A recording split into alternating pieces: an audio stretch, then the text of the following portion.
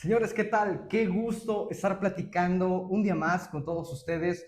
Esta vez con un invitado muy especial, una entrevista muy interesante, donde desmitificaremos todas aquellas rumores, toda aquella cuestión que uno piensa dentro de las redes sociales, dentro de lo mediático, lo que puede ser la censura o no. Hoy tenemos como invitado al doctor Raúl Adrián Salas Domínguez. Bienvenido. ¿Cómo se encuentra, doctor? Muchas gracias, me encuentro muy bien y a gusto estar aquí en tu programa. Hombre, qué gusto. Muchas gracias por aceptar la invitación. El trabajo intelectual es uno de los que más pues absorben el tiempo, ya lo platicábamos antes de salir a cámaras, pero qué gusto tenerlo aquí para que nos aclare un poquito de dudas, doctor. Claro que sí, Y me con gustaría gusto. iniciar con un tema espeluznante para muchos.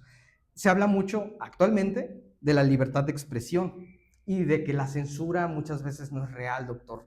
¿Existe censura en México o solamente se ha normalizado que ya ni nos damos cuenta de que hay censura?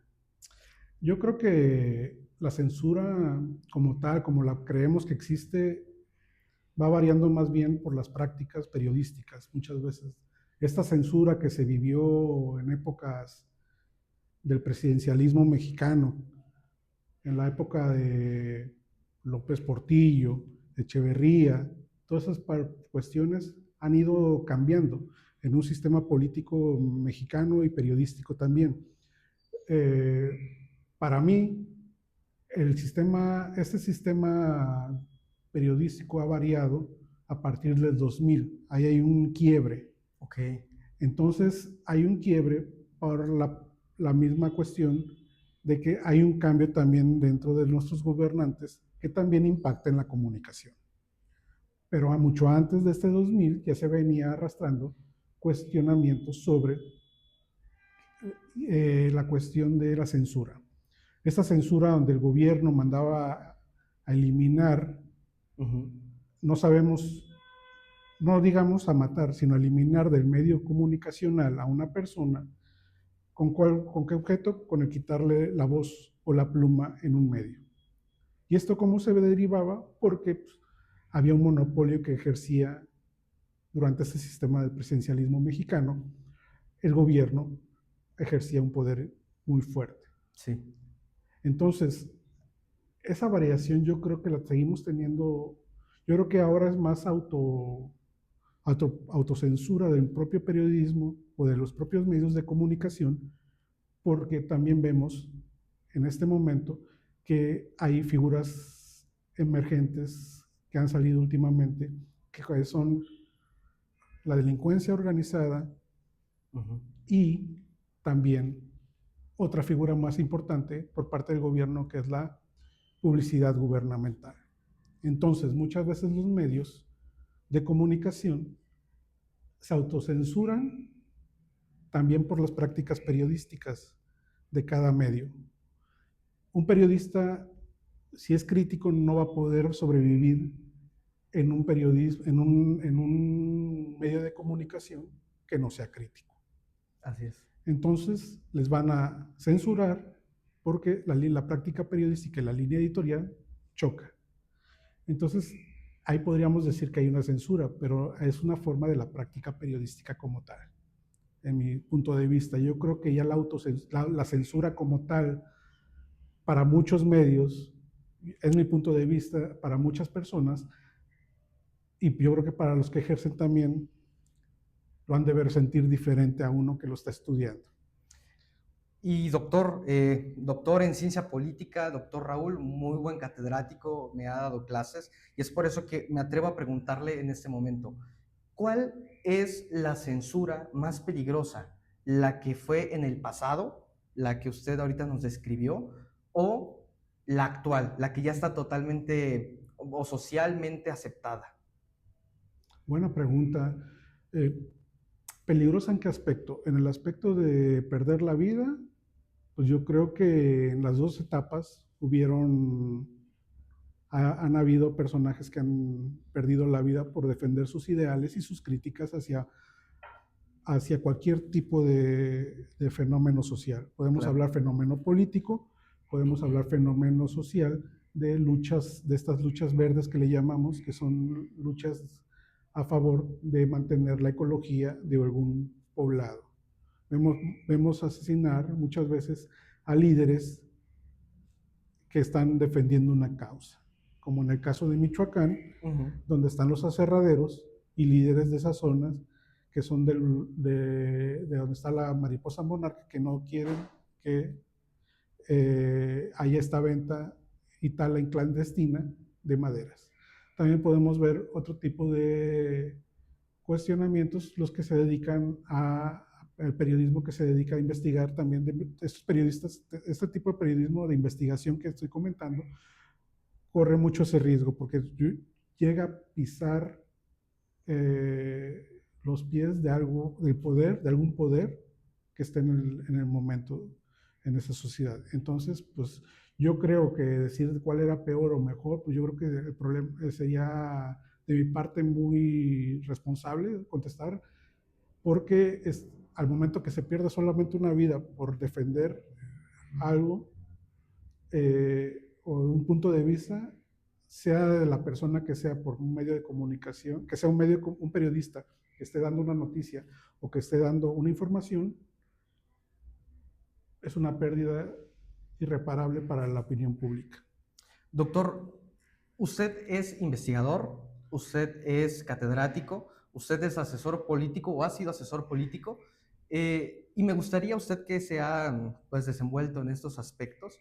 ¿Dónde hay más censura hoy en día, en este momento? ¿En la academia, en los medios de comunicación o en la misma política? Yo creo que hay hasta cierto punto en cualquier lado, ¿no? Pero donde más lo podemos ver es en el día a día, en las prácticas periodísticas muchas veces también, y en la práctica de estos políticos.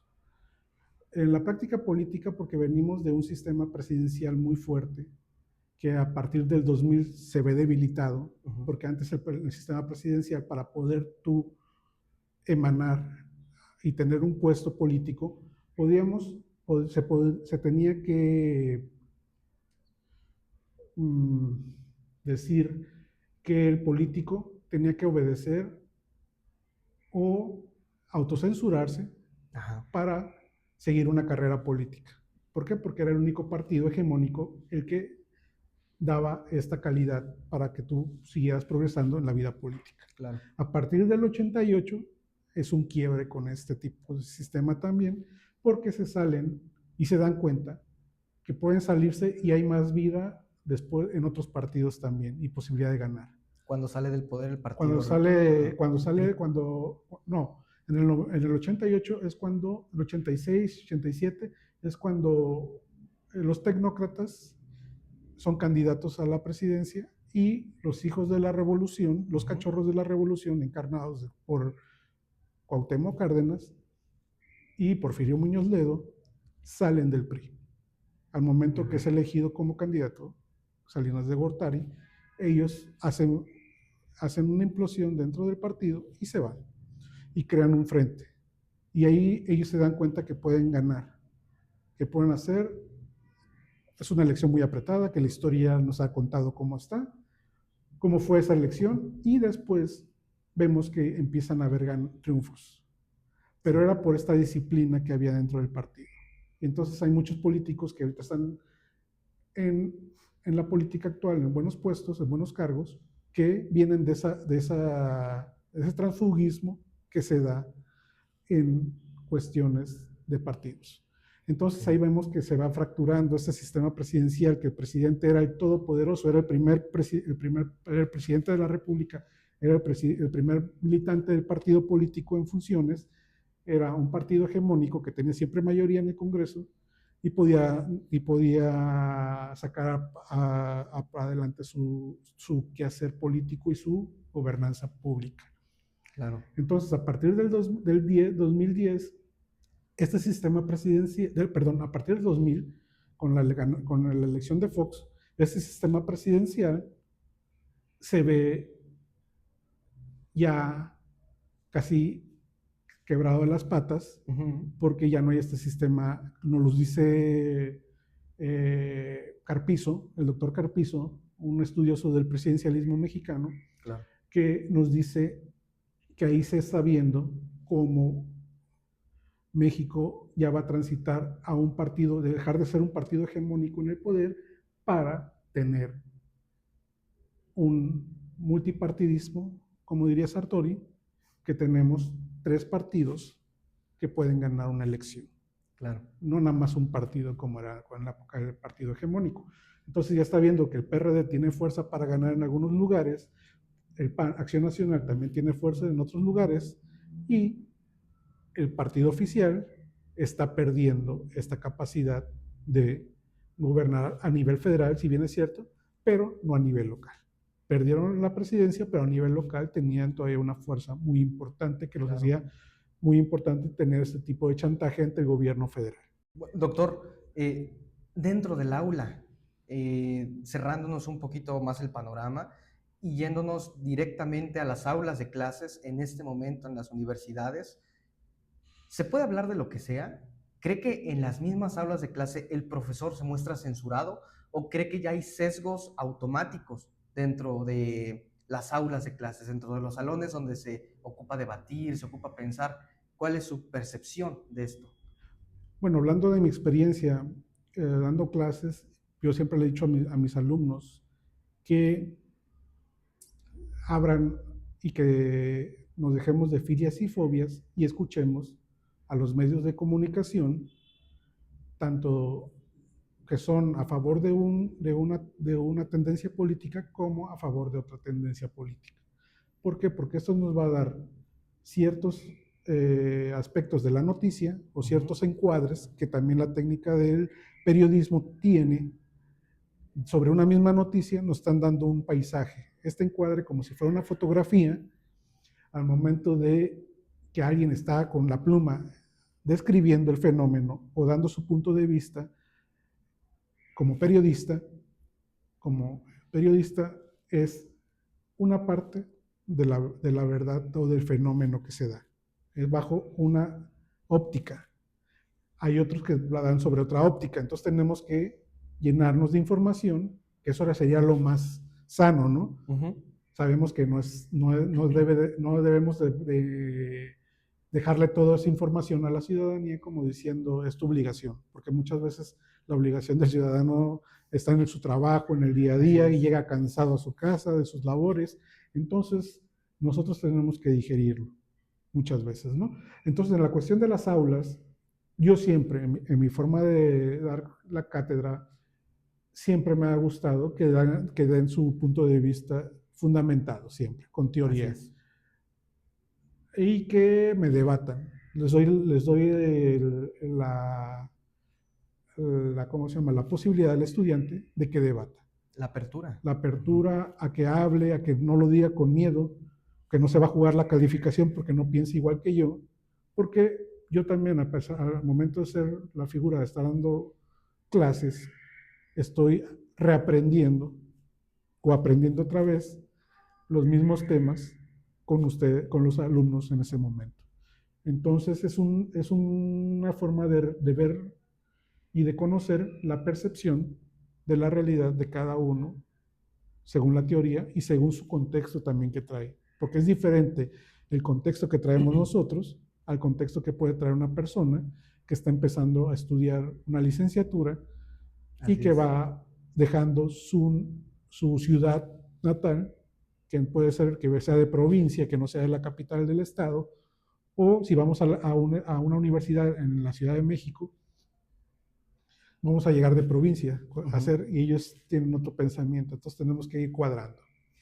Doctor, yo me acuerdo y lo recuerdo con mucho entusiasmo el primer día que entró usted al aula de clases, donde dijo, señores, ustedes, cuando el único requisito que necesito para que ustedes entren a mi clase es que se bañen con un jabón antidogmas, ¿no? Antidogmatismos.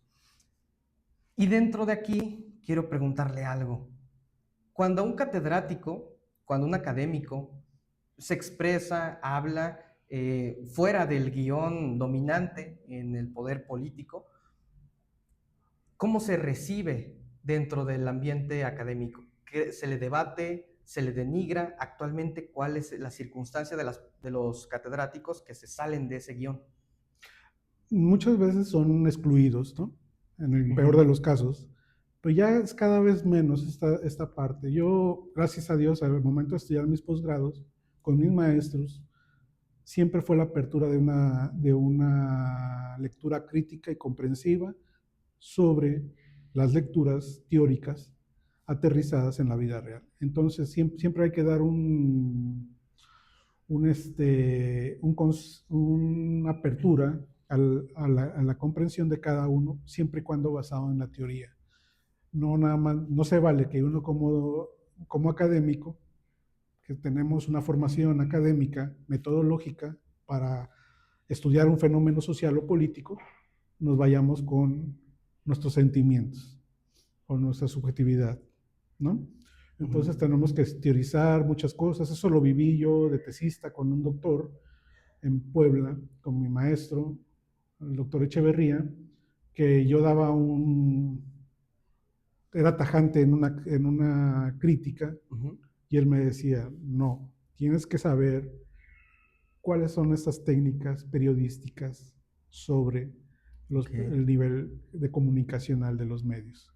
Claro. Entonces, no nada más es dar por dar, responde a teorías. Y lo que tú comentas, eso viene a otra maestra que fue en la especialidad aquí en la UB, que ya no está con nosotros, la doctora Patricia Andrade del CID. Ella nos decía, eso me acuerdo que nos lo dijo en la primera clase también, y lo adopté y lo comento con los alumnos, y siempre lo hago relación y hago énfasis que fue la maestra lo que nos dijo, que era jabón quita prejuicios. Quita prejuicios, correcto. Doctor, usted ha conversado con muchos, demasiados alumnos, ha estado en diferentes aulas de clases y usted tiene su percepción de cómo piensa la mayoría de los alumnos. Entendemos que usted apertura este debate con los estudiantes.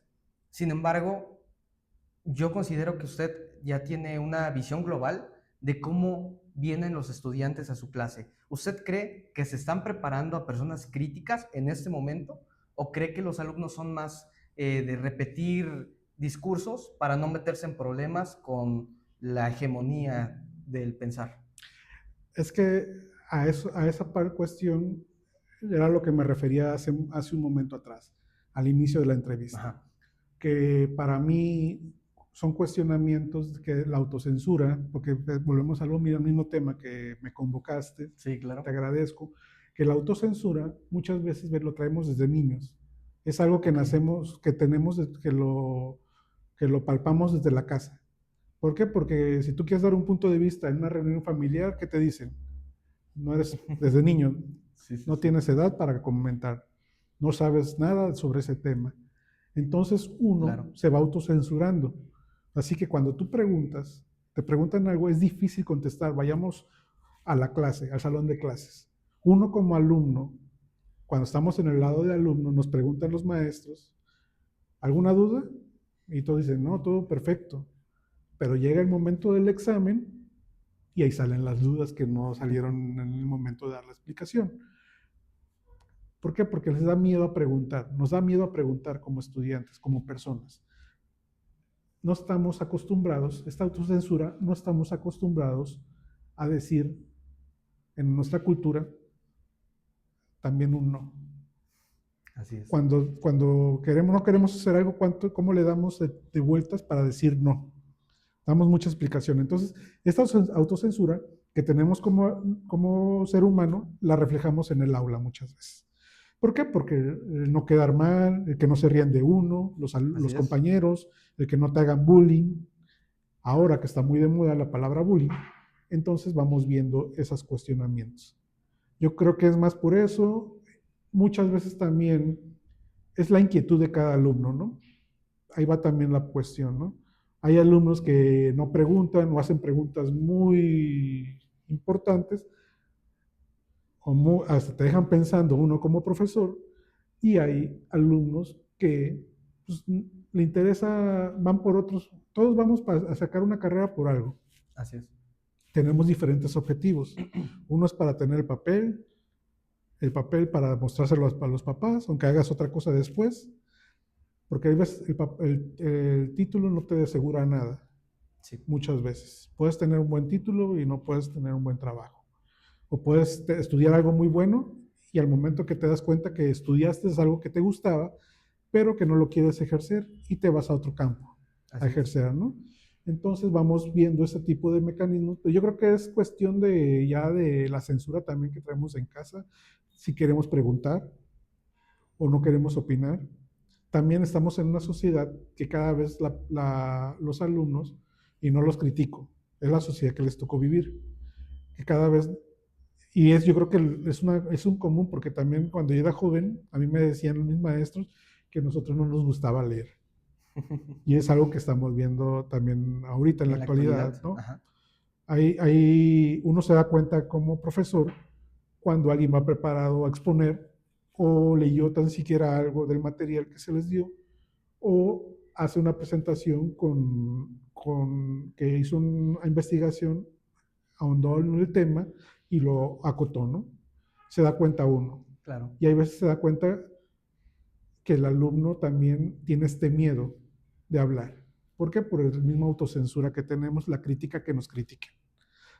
El miedo a que nos critiquen también, Ujú. porque venimos de niños a que, no, tú no puedes hablar de ese tema, no tienes edad. Sí, en el peor de los casos te ahuyentan de la mesa, ¿no? No. O te dicen, no es plática de ustedes, pueden llegar. En algunos casos es importante que los niños no estén en pláticas porque son pláticas para mayores, pero en temas normales hay que dejar que también este niño, si quiere hablar, esa Claro. inquietud, que lo dejes hablar, aunque no le tomes en cuenta totalmente, pero dejarlo hablar para no acotar ese, porque llegamos autocensurados a la escuela también. Doctor, eh, una pregunta a lo mejor con una respuesta un poco ríspida, no necesariamente una respuesta muy afable también con eh, pues con la academia misma, pero ¿por qué hay muchos académicos que en este momento prefieren callar? ¿Cree que lo hacen por reputación? ¿Creen que lo hacen por el mismo empleo o por la estabilidad de su nombre? Yo creo que ya los que son investigadores, que ya tienen un recorrido amplio, que ya son figuras dentro de la academia, Ujú. yo creo que no lo hacen no lo hacen de las dos maneras. Yo creo que ya están en un nivel ellos donde están muchas veces hasta trabajando otras cosas que ya no trabajaron en su momento. Claro, Porque uno como investigador también tiene esta cuestión de que vamos madurando y vamos cambiando de temas de investigar. Uno nos gusta la comunicación política, otro nos gusta las instituciones políticas, otro nos gusta la comunicación, pero vamos cambiando de enfoques. así Entonces es. yo creo que no es una censura, ¿cómo te diré? No es una censura programada por ellos muchas Claro. veces. Yo creo que es también por el mismo nivel mediático. Es como los periodistas. Los periodistas Sí, sí, sí. van haciendo su práctica periodística, autocensurándose por cuestiones que muchas veces son inertes a él, que ellos no piensan que se están autocensurando, pero sí lo están haciendo. Según académicamente, teóricamente, pues sí hay censura, porque dejas de escribir temas relacionados Ujú.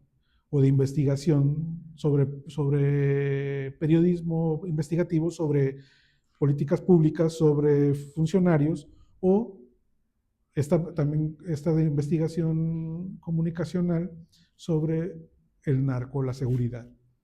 ¿Por qué? Porque estás tocando callos muy importantes que muchas veces no van a poder seguir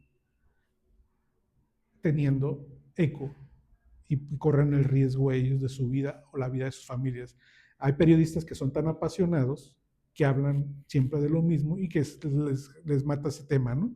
Así Yo es. creo que la academia, muchas veces los académicos no se autocensuran.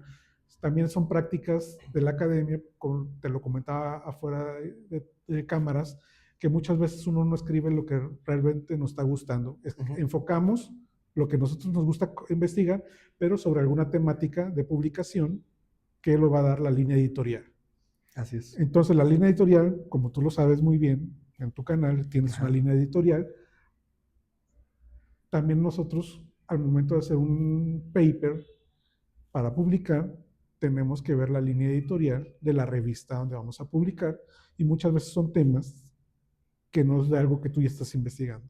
Entonces Claro, te enrolas en otra cuestión por publicar. algo a lo mejor que puede ser muy diferente, ¿no? Algún tema diferente con la óptica que tú tienes, con el estudio que tú tienes, pero es otro tema. Ujú.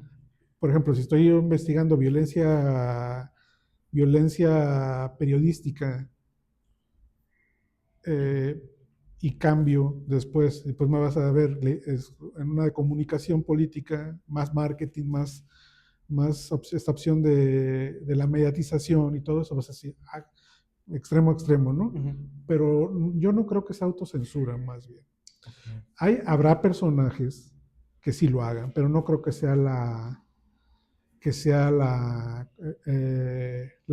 100%, ¿no?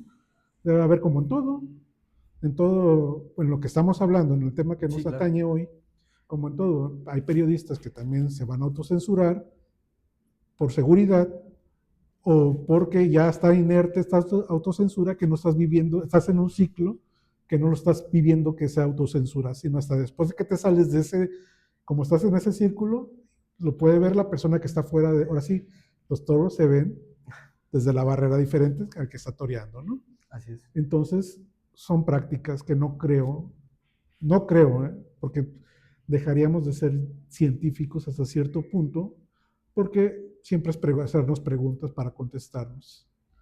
Doctor, y desde su óptica, eh, ¿cuál es el resultado o a qué se arriesga o qué paga una sociedad que deja de criticar, deja de hablar y deja de informarse? ¿Cuál es el precio a pagar de una sociedad así? Hablando desde su óptica de politólogo, de doctor en ciencia política. Pues aporta lo más importante a la democracia. Cuando uno no se informa, porque también hay que ver esta lógica mediática que nace en Estados Unidos con este periodismo de la espectacularización de Ujú. la política, o la espectacularización en todas las noticias. Antes, para ver a un político, antes simplemente el líder de opinión, que era en esa época, en los 80, 70, 60, Jacobo Zabludowski, una persona recta, Así es. o sea, recta en el sentido bien parado, bien Sí, sí, sí. firmado, bien afirme. Recta no lo puedo catalogar en otra cosa, pero recta también como persona, porque no lo conocí. Nada Claro, más lo vi claro. por televisión, me tocó verlo, pero si no salía con Jacobo Zabludowski una noticia, No tenía no existía. valor. Tenía mucha credibilidad entre la población. Entonces, eso fue cambiando, y cambió en el 2000, antes del 2099, pero en el 2000 fue un parteaguas importante en los medios de comunicación, donde en México vemos este cambio, que vemos a un candidato siendo ya como una persona común y corriente, no ser ese ser inalcanzable al que te tenías que acercar casi como si fuera un dios. Ya era una entrevista entre amigos, y no con Jacobo Zabludowski, sino con otros líderes de opinión también que existían, y en un medio, y ahí se empieza la espectacularización de la política. Ahí el político deja de ser político, como dice Stromberg, y nos va a dar cuestionamientos sobre la lógica mediática para que pueda salir en los medios. Entonces, ahí ves al candidato Fox botudo, con botas, con Así es. cinturón, un personaje ya, porque ya el político deja esta lógica política que era la propuesta del político a ser un producto mercadotecnia política. Y eso también impacta a la democracia. Entonces, si no tenemos comunicación, si no tenemos información, si la ciudadanía no se informa de una buena forma, va a impactar en la democracia de nuestro país. Doctor, y finalmente, con un mensaje pues motivador dentro de todo este cúmulo de noticias negativas, si podemos o si queremos verlo así, ¿cuál es el secreto o cómo se recupera la libertad de pensamiento en un país donde da miedo hablar o muchas veces se reconoce un silencio incómodo? Yo creo que, aparte de que da miedo hablar, da miedo a pensar. Entonces, yo creo que para recuperar a la ciudadanía debemos ser más críticos. Críticos en buena lid. Sí, O sea, no críticos por un sesgo, que siempre vamos, como seres humanos, vamos a tener sesgos, porque tenemos nuestras propias filias y fobias. Entonces, ahí va nuestro cargado y también nuestro constructo social, de dónde venimos y de dónde hemos pasado, ¿no? Que vamos modificando durante nuestra vida. Entonces, es cuestionamientos de pensar críticamente y de dejar de tener miedo. Y yo creo que en las aulas es donde tenemos que hacer ese ejercicio más de hacer a que nuestros estudiantes piensen y hagan unas lecturas críticas sobre los temas, teóricamente siempre.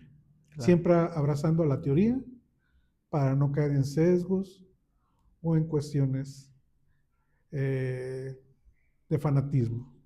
Porque tenemos que saber que tanto hay bueno y malo en todos lados, hay claroscuros en todos lados. Ujú.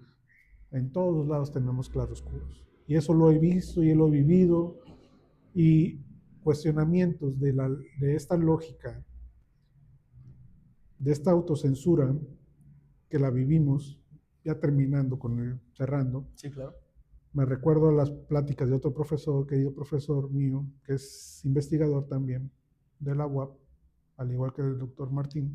Fue mi director, el doctor Martín, y él fue mi tutor en la tesis, el doctor Rubén Arnoldo González. Él dice que los silencios también se deben a las prácticas que vamos viviendo, pero son individuales, esas autocensuras son individuales o institucionales. Individuales, que es por alguna amenaza que arraiga a nuestra familia o a nosotros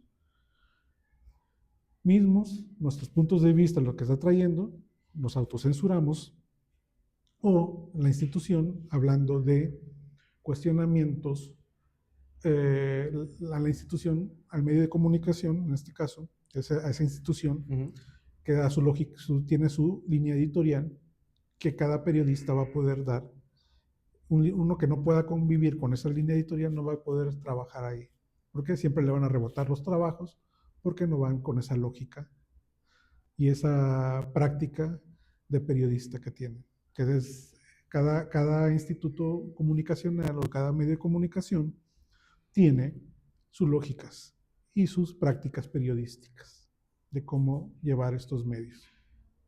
Señores, el doctor Raúl es una enciclopedia andante, definitivamente. Ha tenido una larga experiencia profesional, larga experiencia académica, entonces tiene mucho que contarnos. Así que, doctor, me gustaría traerlo en una próxima entrevista para que nos saque de dudas un poquito más cuestiones reales de nuestra cotidianidad que muchas veces ignoramos. Pero el doctor Raúl, doctor en ciencia política, ha hablado, señores. Muchas gracias, doctor, de Muchas verdad, por gracias. aceptar esta invitación. Creo Agradecido soy yo que, contigo. no, hombre, creo que, bueno, considero que usted es un muy buen catedrático por lo que usted nos ha enseñado y por lo que yo he vivido con usted. Entonces, de verdad, un gran afectuoso agradecimiento, Te doctor. agradezco las palabras que me das y quiero, aprovechando las fechas, Sí, sí, sí. quiero mandar un saludo a todo tu público y que tengan unas felices fiestas. Y también a ti, te deseo todo lo mejor del 2020. E igualmente, un afectuoso saludo hasta su hogar, hasta su familia y felices fiestas, señores. Nos vemos hasta la próxima entrevista. Suscríbanse, denle like y para que empiecen a conocer más también de más expertos aquí en la hermosa Atenas veracruzana. Nos vemos, hasta pronto.